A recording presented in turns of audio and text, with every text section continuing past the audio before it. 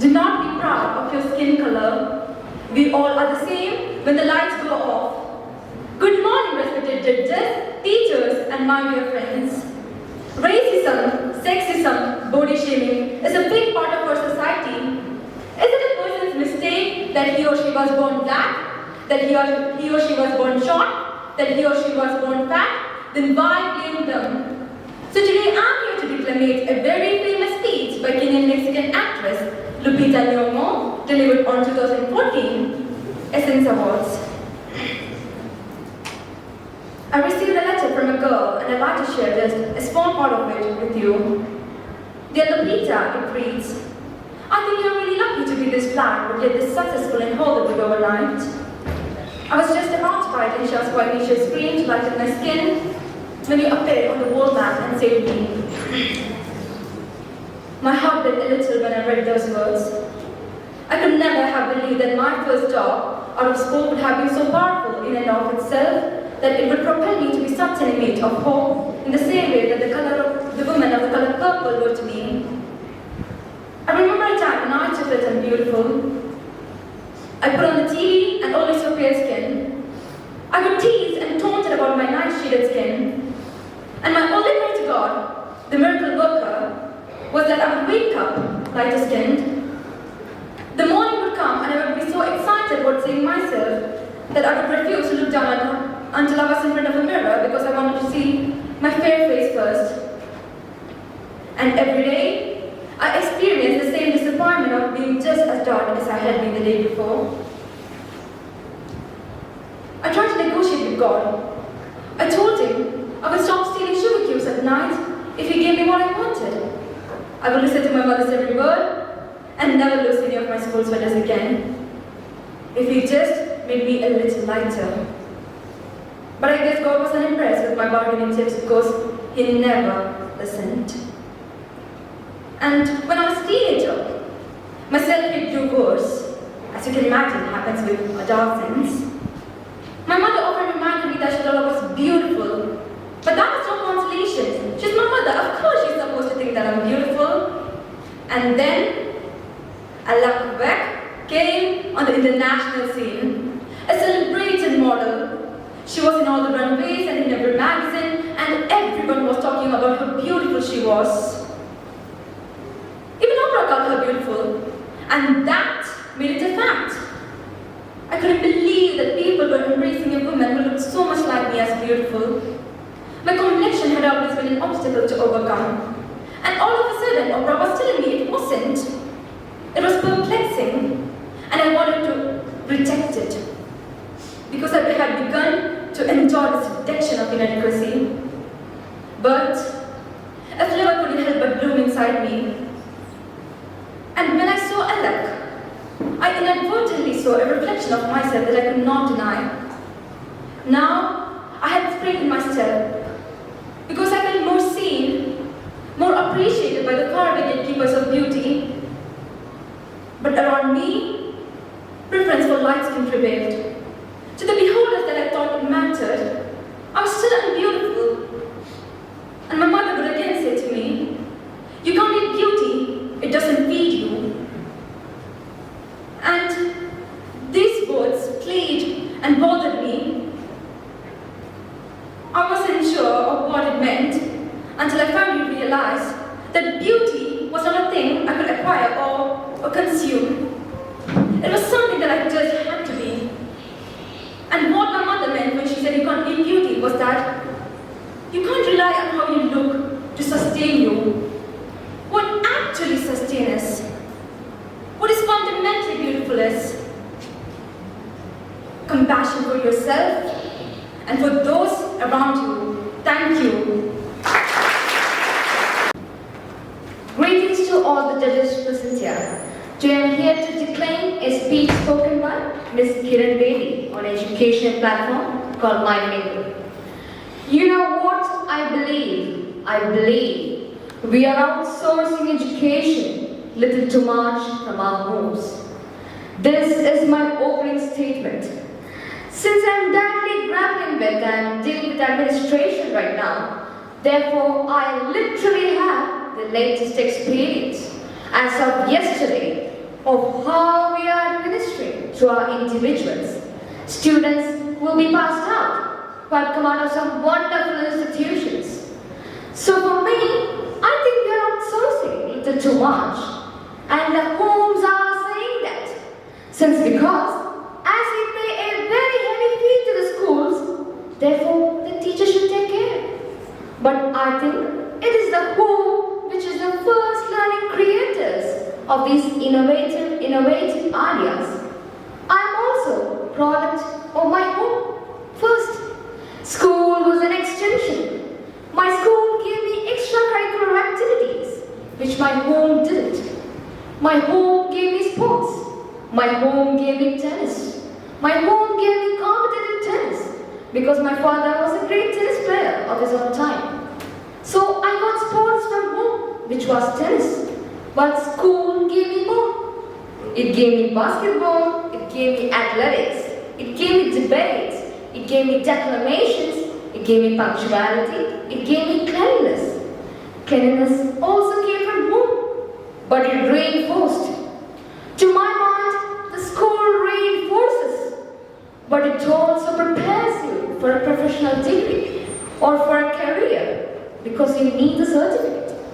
It teaches you mathematics, which my mother did not know much, but language came from home, values came from home, character, respect for elders came from home, patriotism came from home, not the school.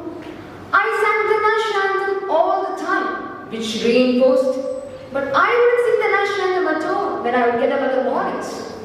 So my inspiration, when I would go back now, I think, first of all, we must really engineer this. Schools must step in as an extension of homes, please. And homes must get to realize, as parents, you are doing duty to your children for God's sake.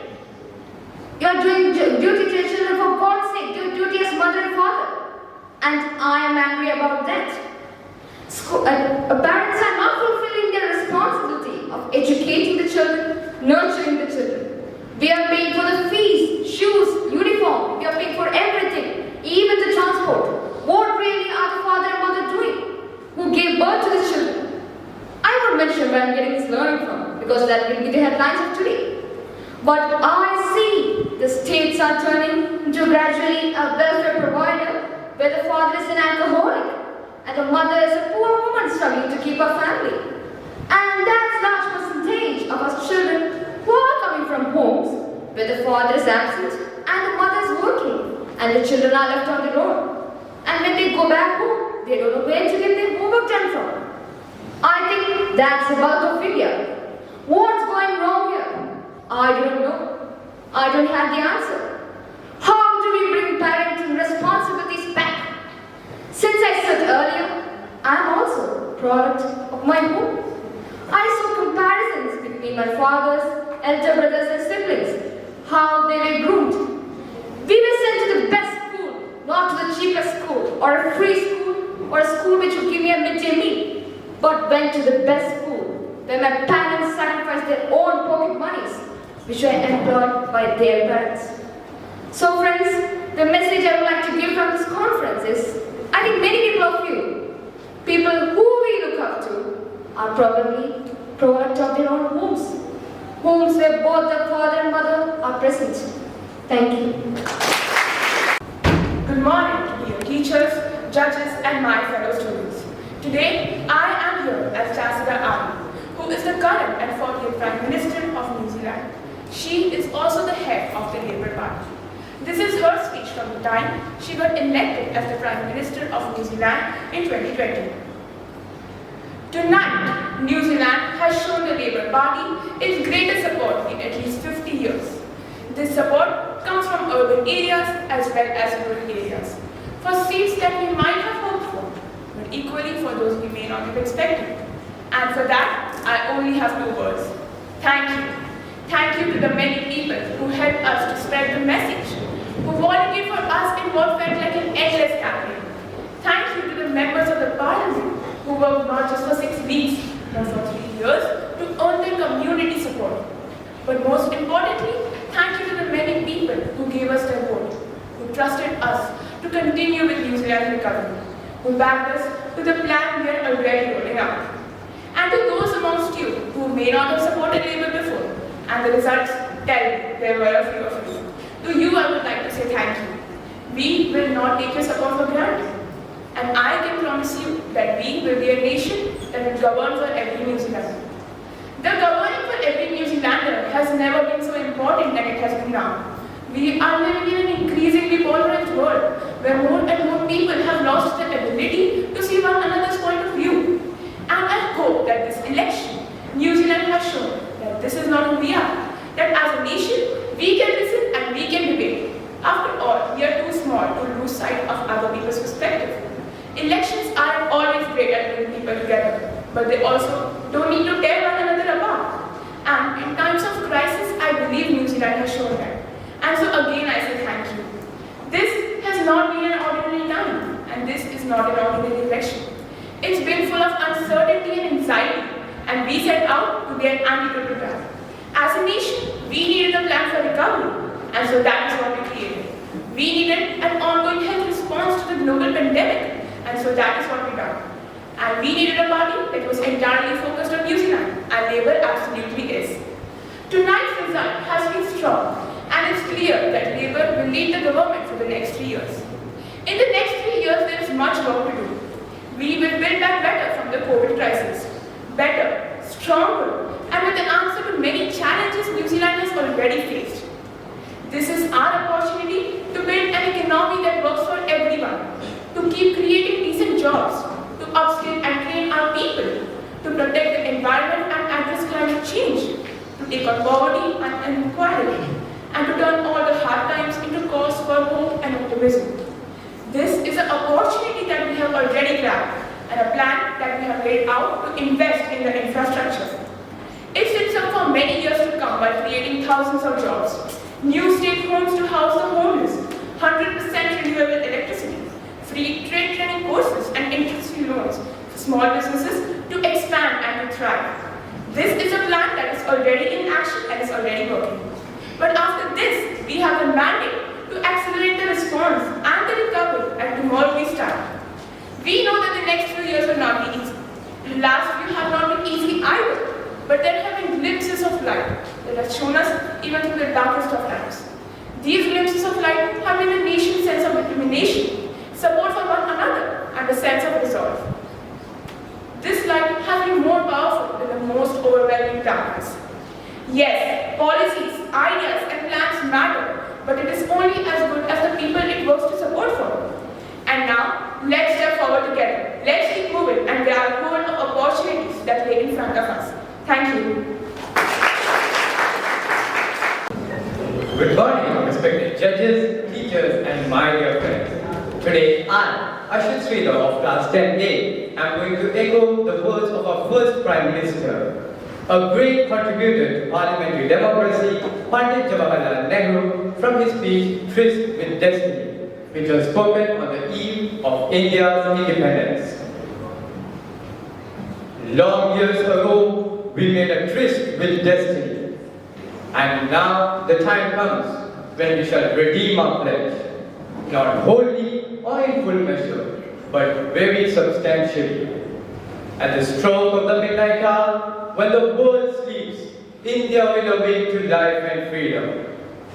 A moment comes, which comes but rarely in history, when we step out from the old to the new, when an age ends, and when the soul of a nation, long suppressed, finds utterance. It is fitting that at this solemn moment, we take the pledge of dedication to the service of India, her people, and to the still larger cause of humanity. At the dawn of history, India started on her unending quest, and trackless centuries are filled with her grandeurs and success of her successes and failures. Through good and ill fortune alike, she has never lost sight of that quest, nor has she forgotten the ideas that gave her the strength. Today, we end a period of ill fortune, and India discovers herself again. The achievement that we are celebrating today is but a step, an opening of opportunity to the greater triumphs and achievements that await us. Are we brave enough and wise enough to grasp this opportunity and accept the challenges of the future? Freedom and power brings responsibility. That responsibility lies within this assembly, a sovereign body representing the sovereign people of India. Before the birth of freedom, we have endured all pains of labor, and our hearts are heavy with the memory of the soul. Nevertheless, the past is over, and it's a future that beckons to us now. That future is not of ease or of resting, but of incessant striving, so that we might be able to fulfill the pledges that we have so often taken and the one we shall be taking today. The service of India means the service of millions who suffer. It means to end poverty and ignorance and disease and inequality of opportunity.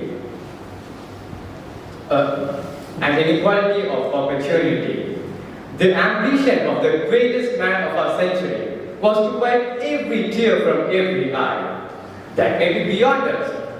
But so as long as there are tears and suffering, so long our work will not be over. To the people of India, whose representatives we are, we appeal you to join us with faith and confidence in this great adventure. It is no time for petty or destructive criticism, no time for ill will or blaming others. We have to build the noble mansion of free India, where all the children may dwell. Thank you and have a nice day. When the whole world is silent, even one voice becomes powerful. Good morning everyone. Today I am here to declare a speech given by Malala Yousafzai. She is a Pakistani activist who spoke out against the prohibition on the education of girls that was imposed by Taliban. Some call me the girl who was shot by the Taliban, and some the girl who fought for the Taliban. The terrorists, they tried to stop us. They tried to take me and my friends who are here today on a school bus on 2012. They gave me two options. One was to remain silent and wait to be killed. And the second was to speak up and then be killed. I chose the second one. I decided to speak out. Neither their ideas nor their bullets could win. We survived. Since that day, our voice became louder and louder. I tell my story not because it is unique, but because it is not.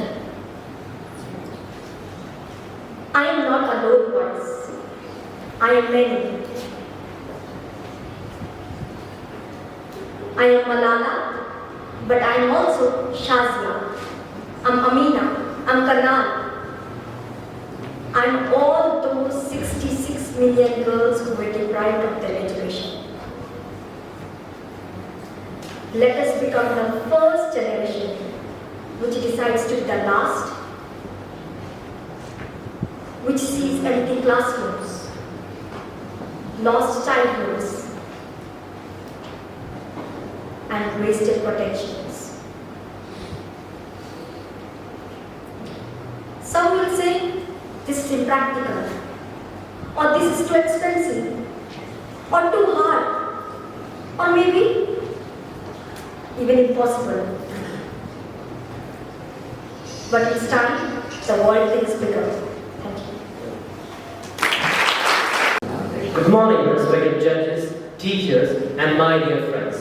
Today, I'm here to declare the famous speech, the Gettysburg Address, delivered by US President Abraham Lincoln at the dedication of the National Soldiers' Cemetery in Gettysburg, Pennsylvania, 4.5 months after the Gettysburg War.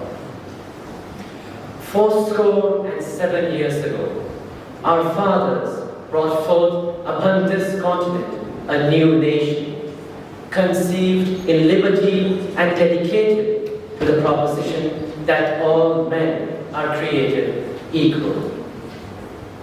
Now we are engaged in a great civil war, testing whether that nation or any nation so conceived and so dedicated can long endure. We are met on a great battlefield of that war.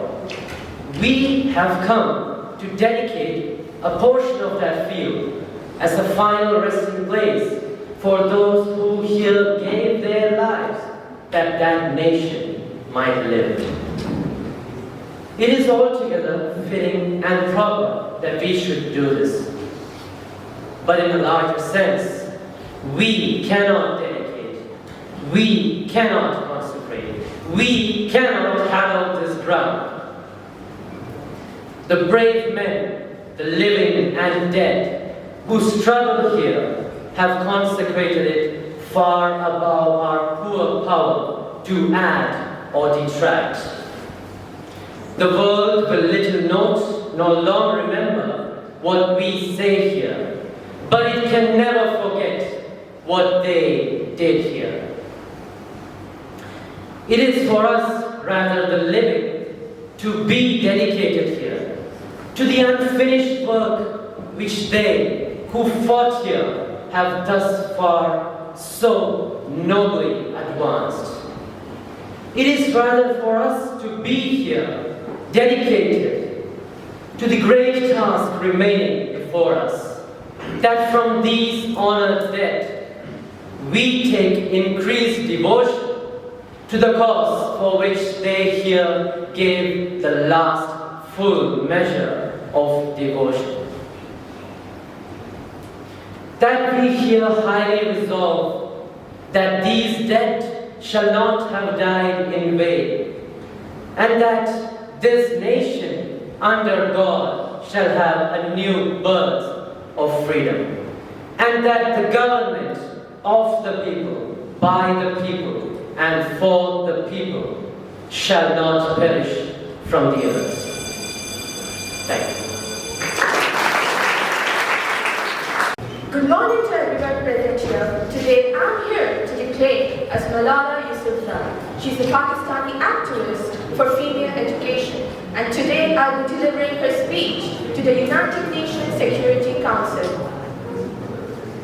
Respected President, Excellencies, ladies and gentlemen, thank you for the opportunity to address the Security Council as you consider this urgent situation in Afghanistan. I am thankful to the President for prioritizing education in this critical moment for Afghan girls. I do not speak on behalf of the women and girls of Afghanistan today. As you have heard from Wajma Frog, women and girls of Afghanistan are speaking out for themselves. But I do want to remind you what life is like for a girl living under extremism and terrorism. I heard bullets, gunfires, and explosions. My brothers and I would run into my parents' arms for protection. I was 10 years old. I saw banners on shopping malls announcing women are not allowed. I saw notices on school gates declaring girls are prohibited. I saw women flogged in the streets. I was 11 years old. I saw my home transformed from a place of peace to a place of fear in 3 years. I saw thousands of people displaced. I saw homes and schools destroyed. I was 12 years old. I saw injustice and I raised my voice for every girl's right to go to school. I saw a gunman stop my school bus, call my name and fire a bullet at me. I was 15 years old. Now I am 24 and I carry the scars of 6 surgeries to repair the damage of that one bullet. I've had the privilege of working with many Afghan educators and advocates who have spent the last 2 decades in rebuilding an education system from scratch. Because of their efforts, 39% of the children attending school in Afghanistan last year were girls. Mr. President, international human rights law guarantees every girl's right to an education, but this is not only an issue for individual rights. Girls' education is a powerful tool in building peace and security, and I urge the Security Council to recognize as such. Mr. President, the UN and its members must remember their commitment to the protection of the dignity and worth of the human persons. We must support the education of the Afghan girls because it is their human right and it is vital for a stable and peaceful Afghanistan. Mr. President, a united Security Council speaking with one voice for women's rights can compel the Taliban into making real considerations. This is vital not only for the women and girls of Afghanistan themselves, but for security of the regions and our world. I trust and hope that the Security Council will stand with the women and girls of Afghanistan. Thank you. Good morning, respected judges, teachers, and everyone present here. Today I'm here to declaim the speech of the famous personality named Jack Ma. He is a Chinese business investor and philanthropist. He is the co-founder and former executive chairman of Alibaba Group, a multinational technology conglomerate. In this speech, he inspires us to never give up in life and to work hard to be successful. If you succeed, every mistake becomes a legend. If you fail, that's just a garbage. You know what I'm saying? I think everybody has great stories. Everybody has a lot of mistakes. Everybody has a lot of problems. But very few people listen to you. One day, when you become successful, people listen to you, saying, "Wow, you're great. I'm not that great." I was born in a normal family, and I'm not good at schooling. Of course, I tried to study hard, but as a boy, my school was not that good at the time. So, I failed looking for jobs, looking for joining universities, joining good schools, but I never gave up. And I think there's one thing I learned. Why you should have the chance to be successful.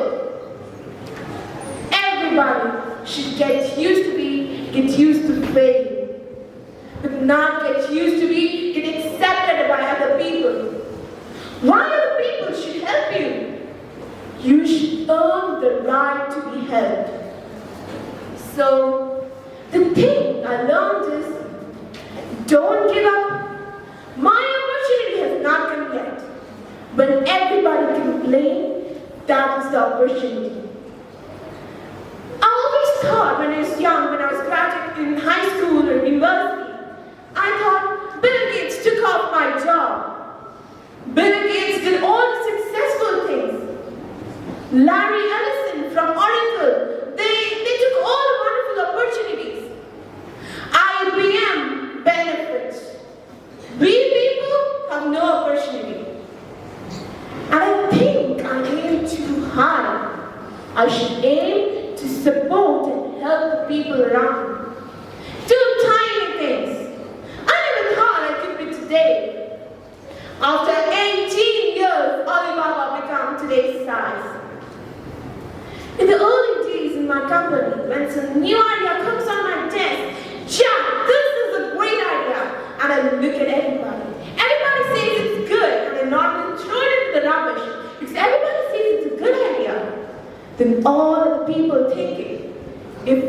everybody says this is going to be very tough. I'm very interested in that tough question. And I pick up and say, how can we do it in a different way?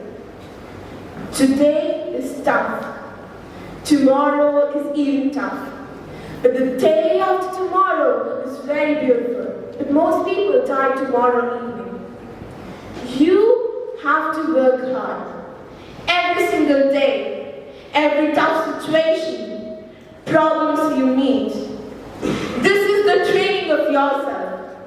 A lot of people, they make mistakes, they have problems, they give up. We never give up. This is my life attitude. When I succeed, I say, see, I knew I would fail. But when I fail, I say, see, I knew I'll fail. But when I succeed, I say, wow, I never knew I could be successful. This makes me very positive and optimistic. We make stupid decisions almost every day. We thought it was smart, but the final approval was stupid. But we learn, we do again. We learn, we do again. This is the life attitude, that's the way. Thank you. Good morning, everyone. Today I am here to declaim the speech given by Greta Thunberg on 23rd September 2019 at the 2019 UN Action Summit held in New York City. Thunberg's speech calling out the world leaders' betrayal and inertia did not only affect her direct audience but also affected people from all over the world, from all age groups. Not only did it facilitate the world leaders to formulate climate change actions, it also asks us, the citizens of the world, to come forward and take part in this urgent crisis we collectively face. My message is that we'll be watching you. This is all wrong. I shouldn't be up here. I should be back in school on the other side of the ocean. Yet you come to us young people for hope. How dare you? You have stolen my dreams and my childhood with your empty words. And yet I am one of the lucky ones. People are suffering. People are dying. Entire ecosystems are collapsing. We are in the beginning of a mass extinction. And yet all you can talk about is money and the fairy tales, eternal economic growth. How dare you? For more than 30 years, the science has been crystal clear. How dare you continue to look away and come here saying that you're doing enough when the politics and the solutions needed are still nowhere in sight. You say you hear us and that you understand the urgency. But no matter how sad or angry I am, I do not want to believe that. Because if you really understood the situation and still kept on failing to act, then you would be evil. And that I refuse to believe. The popular idea of cutting our emissions in half in the next 10 years gives us a 50% chance to stay below 1.5 degrees and the risk of setting off an irreversible chain reaction beyond human control. 50% may be acceptable to you, but those numbers do not include tipping points, most feedback loops, additional warming hidden by toxic air pollution, and the aspects of equity and climate justice. So this 50% risk is just not acceptable to us, we who have to live with the consequences. You are failing us, and the young generations are starting to understand your betrayal. The eyes of the future generations are upon you, and if you continue to fail us, I say, we will never forgive you. We will not let you get away with this. Right here, right now is where we draw the line. The world is waking up, and change is coming, whether you like it or not. Thank you. I was raised to be an independent woman, not another victim. Greetings to all. Today, I'm presenting myself as Kamala Devi and the highest ranking female official in the history of United States. She is an African American and Asian American to hold the highest post in the United States. She is a fiery woman with dreamy eyes and words that can slash your heart and enlighten our minds. I took a small segment from her victory speech from 7th November 2020.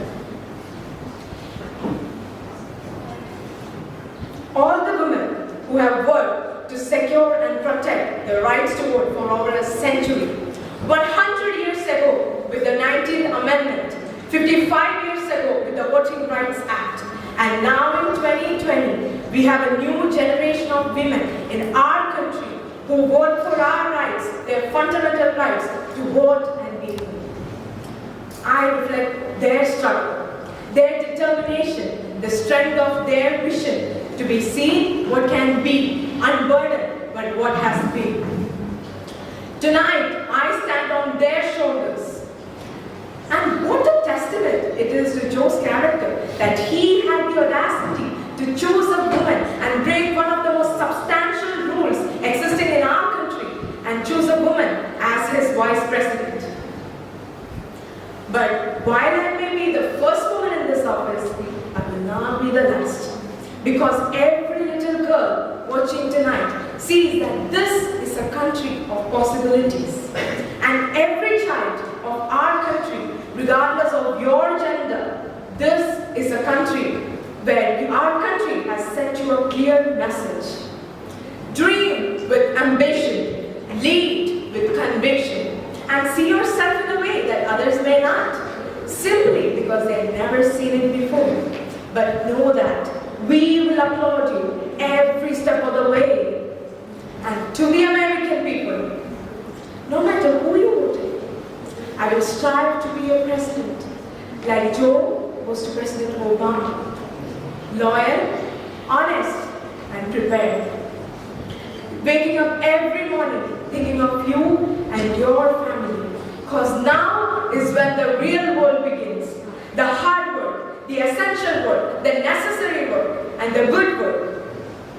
Because now is when we save lives to rebuild our economy, to beat this epidemic, and to unite our country and heal the soul of our nation, to combat the climate crisis, to vote out systematic racism from our justice system and society. The road ahead will not be easy, but America is ready, and so are Joe and Tata. Thank you. Good morning, respected judges, teachers, and friends.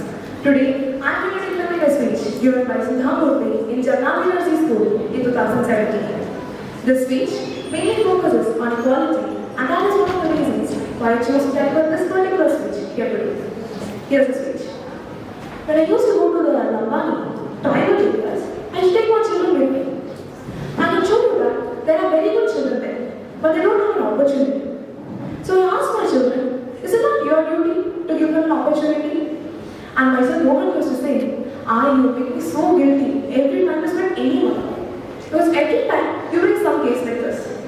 But now he says, Amma, what you did was a fantastic job. Because when we have so much money, we don't think of somebody else. For example, we had a cook. Cook always gets in food and then in the kitchen. And one day we had Rohan talking about equality and slavery in America and why equality is so important. And he asked me, Amma, if there's equality, will our cooks eat on the same dinner table as ours? For a minute, I never thought about it. So I said, why not? Sure. And so he made it a point that our cooks eat on the same dinner table as ours. The cooks were hesitating. Then they told, we don't want to sit and eat with you. So I made a compromise, right? Okay, you don't want to sit and eat with us? That's fine. But whenever you eat your food, please use the dinner table. See, it may be a small one. It may be a small one. But it made a lot of awareness for my children about equality in life. And when Rohan was studying in Cornell School, he was abroad these days, and his birthday was coming. I was thinking, what do you do? See, I would have been very unhappy if he spent so much money on a birthday that comes every year. It's not like this Mahatma ordinary person. But the situation may be, you should not think that you're too great. And this you should put in your children's mind. See, just because your father have money or I have money, that doesn't make you extraordinary. Money comes due to various reasons, and the money that you have has a cost. This I made it clear to my children at a very young age. And it was a corner, and he sent me an email. It said, Amma, every mother in the world takes care of her child, but I'm proud my mother takes care of somebody else's children. See, that's one of the best compliments I ever got. And he said he was a foreigner and he sent me an email. He got a scholarship that year. Some 1 lakh rupees or something he got, and he sent me some money. He said, Amma, this money should be spent on my birthday on all those Jawans who died in the 2001 Parliament attack. They died there so that we can live in a free, democratic India. See, it's not a big money. It's not a big money. But the idea of sharing wealth, the idea that someone is poor and they have the right to live, making equality with the cooks and drivers, this is what we should be judged. But this is what we don't do. We think of what others will think. Imagine your neighbor walks in and sees your cook eating on a dining table. You think what they'll think. See, all these false values created on others will think. Let them think what they think. You should come on your opinion, not their opinion. And the values that we put inside our children, they carry it for a long time. When they become big, they may carry their own values or somebody else's values. But the values that we put inside our children, they reflect. To great extent, they do reflect. Thank you.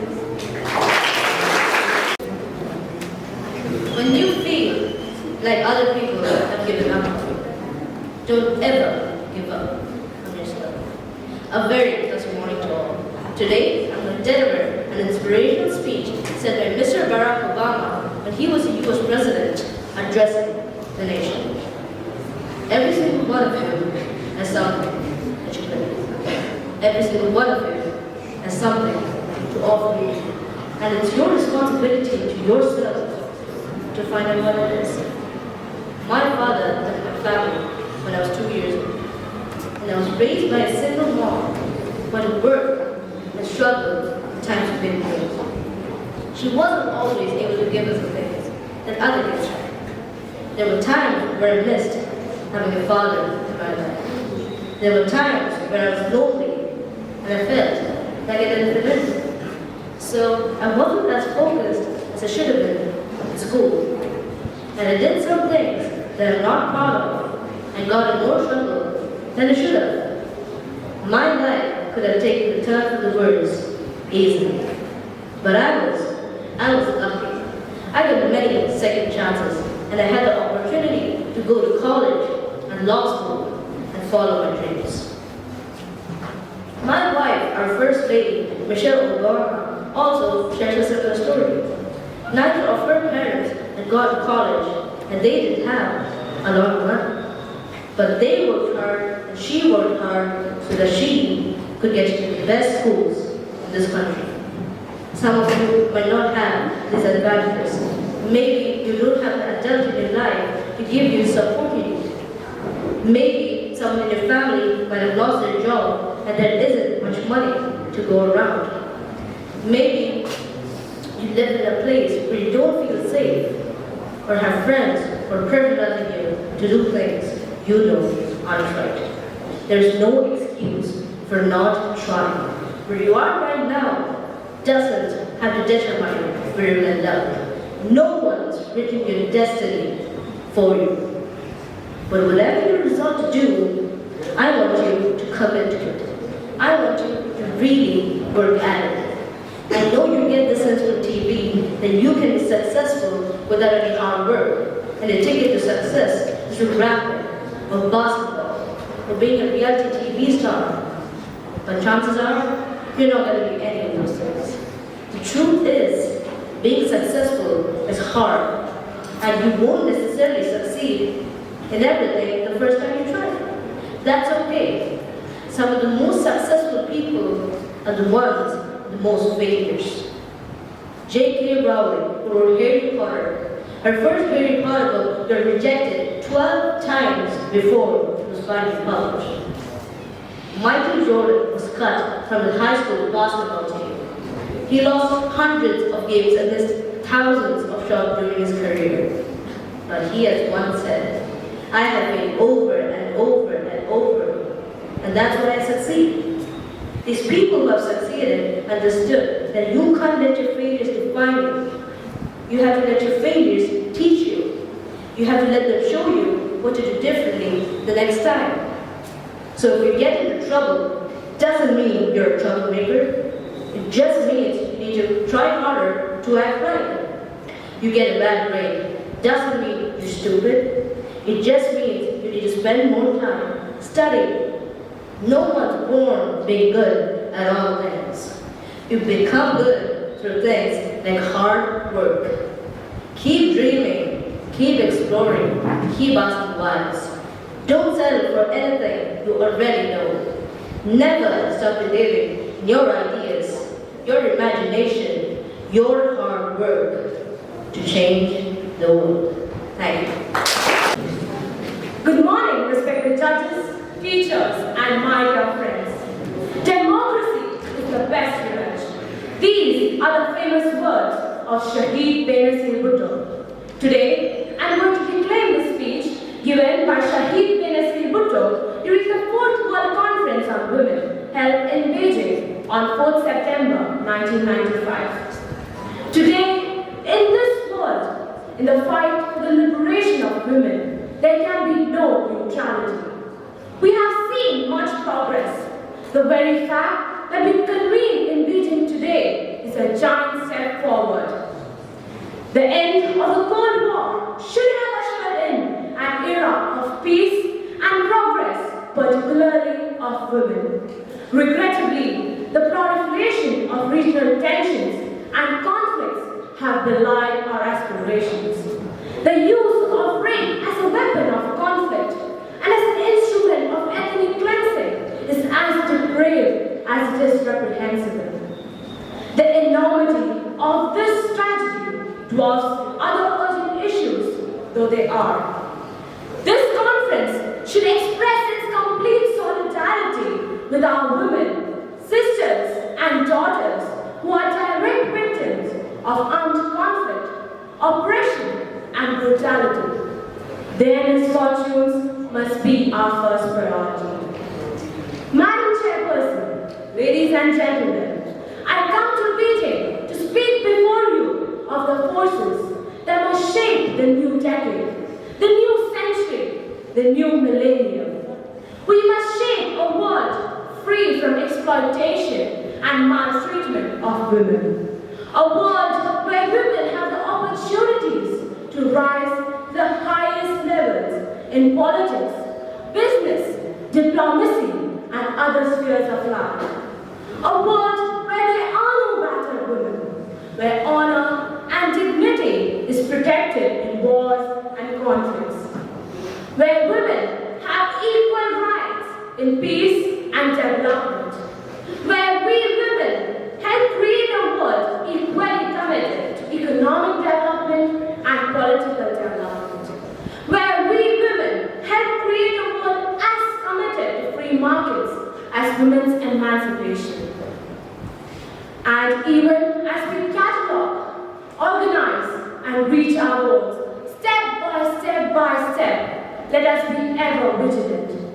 Repressive forces will always stand ready to exploit the moment and to try and push us back into the past. Let us remember the words of the German writer Goethe. Freedom has to be remade and re-earned in every generation. We are here today to do more than just decry the past. We are here today to change the future. Let us all reach out, our hands and hearts to each other in proclaiming a new world where the vision is courage. Let us all have the strength and courage to turn this vision into reality. A vision where equality and partnership is always there. Thank you very much. Good morning, women are present here.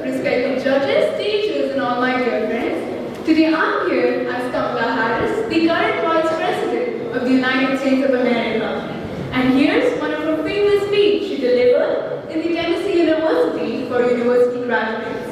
So let me begin. Good morning, good morning, good morning. Jada, thank you for that introduction and for your 4.0. How about that? Greetings, Tigers, greetings to all of you. And to the members of the board, distinguished faculty and staff, I thank you for giving me this tremendous honor. And I cannot say enough about the president of this university, Dr. Glenda Glover. Dr. Glover, you have been a tremendous friend to me for many years, and I thank you for your leadership. And Tennessee University is extremely fortunate to have you as its leader. To the class of 2022, congratulations to all of you. And, of course, joined today with us by your professors and your coaches and university staff who have been by your side on every step of this journey. Let's give them another round of applause. And to all the families and the loved ones who are here, the parents and the grandparents, the aunties and the uncles, the godparents, I thank you. Over these last years, it's you who have been providing them with care packages. You have offered up a place to do laundry. You gave them money when they called you and said, I need a little bit for my books or maybe sorority dues. And through it all, you were just a phone call or a text away. To all of you in these strands, these graduates are your legacy. And when they walk across the stage and receive their diploma, you will walk with them. I can see the pride in your eyes. I can see it from here. Graduates, I know it has been a long, hard road for you, but you all made it. You made it. And right now, I'm going to ask you to take a moment, and look to your left, and look to your right, and take a good look at the folks sitting around you. These are the folks who have been by your side since your first day as a Tiger. Together, you all have been through last-minute scrambles to memorize a speech for freshman public speaking. And I speak this from personal experience when I say, hear me now. There are future members of your wedding party in this class. And over the years, you will reach out to them when you have a bad day or a great one. They will reach out to you too. And to the class of 2022, you made it through. It also cannot be denied that your class have traveled a stony road, a pandemic that took away so much of your college experience that you once imagined. And the world that you graduate into is unsettled. It is a world where long-established principles now rest on a shaky ground. Thank you. If you can't fly, then run. If you can't run, then walk. If you can't walk, then crawl, but by all means, keep moving. Good morning, respected judges, teachers, and my dear friends. Today, I'm here to deliver the speech, I Have a Dream, which was first delivered by Martin Luther King Jr. on 28 August 1963 to get rid of racism from America. I am happy to join with you today in what will go down in history as the greatest demonstration for freedom in the history of our nation. 5 years ago, a great American in whose symbolic shadow we stand today signed the Emancipation Proclamation. But 100 years later, the life of the Negro is still not free. 100 years later, the life of the Negro is still sadly crippled by the manacles of segregation and the chains of discrimination. It would be fatal for the nation to overlook the urgency of the moment. This sweltering summer of the Negro's legitimate discontent will not pass until there is an invigorating autumn of freedom and equality.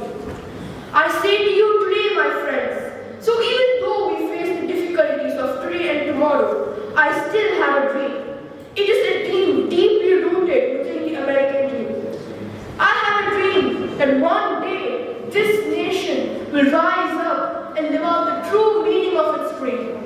I have a dream that one day, even the state of Mississippi, a state sweltering with the heat of injustice, sweltering with the heat of oppression, will be transformed into an oasis of freedom and justice.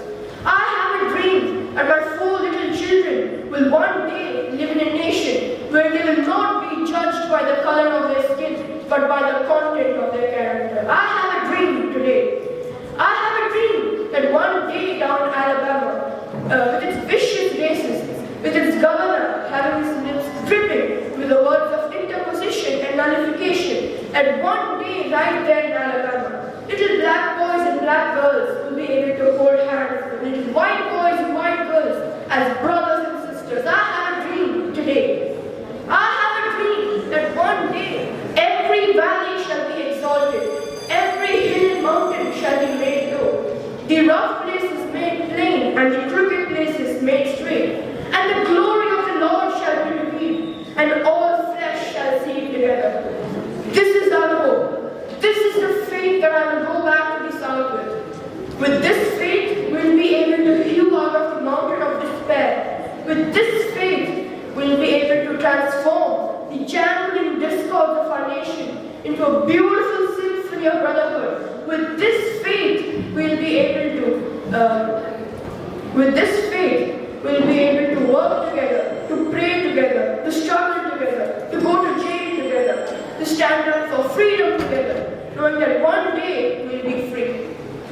This will be the day. This will be the day that all of God's children will be able to sing with new meaning. My country is of thee, sweet land of liberty, of thee I sing. Lands where my fathers died, lands of the pilgrim's pride, from every mountain side, let freedom ring. Thank you. Atal Bihari Vajpayee once said, "We are wasting our precious resources in wars. If we must wage wars, we have to do it on unemployment, poverty, backwardness, and diseases." Good morning, respected judges, teachers, and all my dear friends. Today, I am here to declare a speech given by former Prime Minister of India, Atal Bihari Vajpayee, at 12th SAARC Summit held in Islamabad, Pakistan. I join my other colleagues in congratulating the new chairman of SAARC, PM of Pakistan, Mr. Pervez Musharraf, and for the excellent and I extend my appreciation to the Pakistan government for excellent arrangements made for this summit. I also give them a warm welcome to give us warm hospitality extended to our delegation. I also join my other colleagues in implementing this past chairman of SAARC of Nepal for its energy and dedication with which it guided SAARC in these last 2 years. I also thank them for their dedication to guide SAARC in these 2 last years because they have many diplomatic and many domestic preoccupations despite they have done it. I also, in the last summit held in Kathmandu, I had said that SAARC, when it reaches 16 years of age, SAARC needed a dose of economic and social realism. Now SAARC is of 18 years old. Now I think we can look back with considerable satisfaction, and we can look back so that we have what we have done and what we have achieved. We have looked forward for the poverty alleviation programs, 1987 conventions updates. I also get the extended.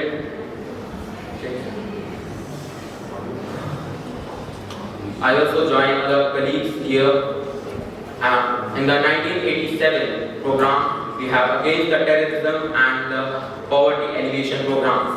In the last summit, we have eminent persons. We have made a group of eminent persons in the last summit, male summit. They have reviewed the SAARC strengths and weaknesses and have reviewed their recommendations for its strengths and weaknesses.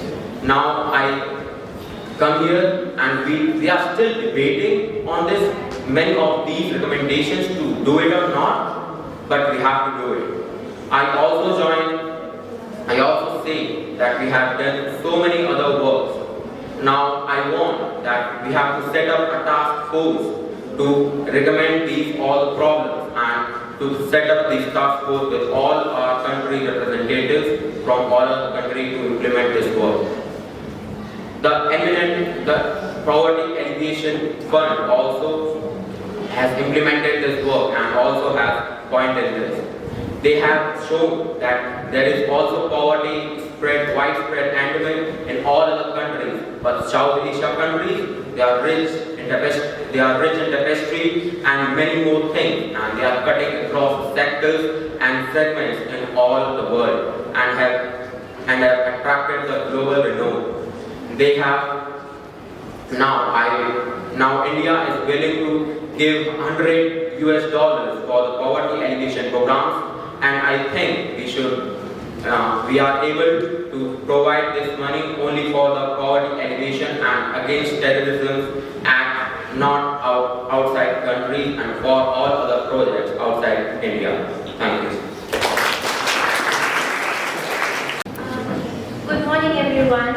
Well done to all the participants. You all did an excellent job. It was really heartwarming for me to see such confident, passionate, definitely hardworking students. I know the amount of preparation you put into being here today and preparing for the competition. Besides your ability to memorize the speech, it was excellent.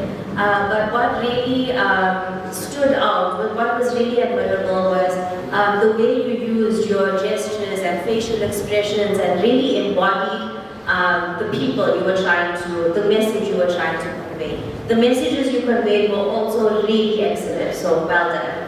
I know that it's a competition and we are all here to compete, but remember the most important thing is for you to be better than you were the day before. So whatever you did today, whatever you brought today, your competition is to be better tomorrow and the next day, and that's how you will succeed. Thank you to the presenters, you were really excellent, and to the organizers, it was really a pleasure to be here today. Thank you. Hi, good morning to all of you. What an event. I have 3-4 minutes to talk? Yes, sir. Thank you so much. Because I asked for the time because I am really, when I was your age, I was a very bad writer, I must say. And when I see you talking like this, or making gestures and reciting these kind of speeches, it's unbelievable for me. See, the thing is that I always wanted to be a teacher. And for becoming a teacher, you need to be a good communicator. You need to take pauses, you need to communicate, you need to tell your things, what you are thinking in the mind, right? But when I started all these things, these preparations, I was not a native speaker of English. I was a Hindi speaker. So I got a chance to speak at an event in 9th grade for the first time. And I stammered and I missed all my lines. Okay, so for those who missed some lines here, it's not a problem at all. There is a couplet in Urdu which I will recite and I will tell you the meaning of it also. It is said, "Girte hai shahsawar hi maidane jang mein." That means a horse rider can only fall in a war zone. वो तिफल क्या गिरे जो घुटनों के बल चले. Those who are walking on the knees, they will never fall. Only those who are riders.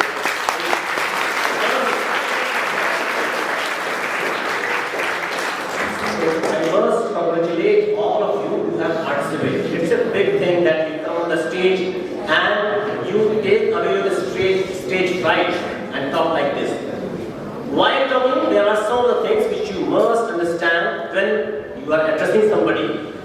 If it is a speech or a stumble, right? You need to be not here, but on this mic. Because you are going to show your gestures, your hands, your movement, your voice modulations, right? These are very important.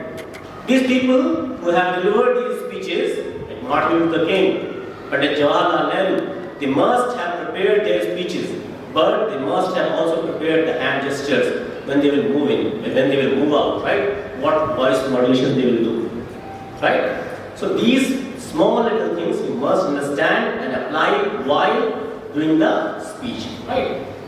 Then, as I told you that I was a very bad speaker, slowly I started, do I have time? Yes, sir. Just I take 2-3 more minutes, just sharing my experience so that it could be a useful thing for you. So I started asking my parents, my teachers, what are the problems with me? Why do I stammer so much on the stage? My mother told me, beta, feel your words. जब भी आप बोला करिए तो अपने लफ्जों का इस्तेमाल feel कीजिए. Just feel your words what you are saying. I already am what I am saying. I am feeling it. It's not a problem. I just kind of didn't took that word of my mom seriously. I went to my teachers. Few years gone by, I talked to my professors. They told me that whenever you are talking, see in front of the audience's eyes. So I took an idea and I started staring at my students or my colleagues. They felt resistant. While I am talking, why I am just looking at them constantly. Then again, few years gone by, I came to my bachelor's and master's. I asked my professors when I am delivering my lectures, I'm not feeling comfortable from inside. They told, divide your hall into 5 sections and keep on washing every section, like 1, 2, 3, 4, 5, right? And keep on looking at them while coming. I tried this also, but while focusing on dividing, I used to forget my speech. This happens with you also, right? Then, slowly I went into dramas and skits. I started writing it and I started narrating it on the stage.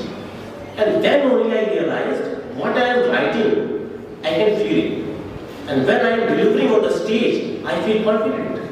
Right? Because I am writing it, I am reciting it, I know where the punchline is. Right? So this is the essence that I didn't take seriously when my mom said it. She said it in the beginning, take your words seriously, feel for it. Any speech, any external competition, any debate, whatever you are saying, it's okay that you forget it. It's a whole page lecture, right? It's very difficult to remember it word by word. But what is the essence of it? What do you feel by it? Right? That is very important, right? So this is just a simple experience that I am sharing from my side. Congratulations to all of the candidates who have performed on the stage here. I must say that it's a very good platform created by the organizers, the teachers, as well as by the administration. Thank you so much for having me here.